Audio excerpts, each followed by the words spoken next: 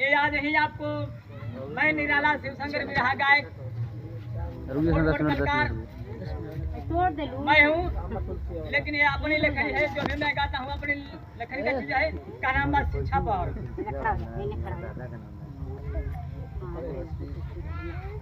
अरे वृंदावन में मोर बोले नदी किनारे सहरे सावा शिक्षा बाटे देसा वाके शान सुनाए भैया सम्मान सुनाए भैया।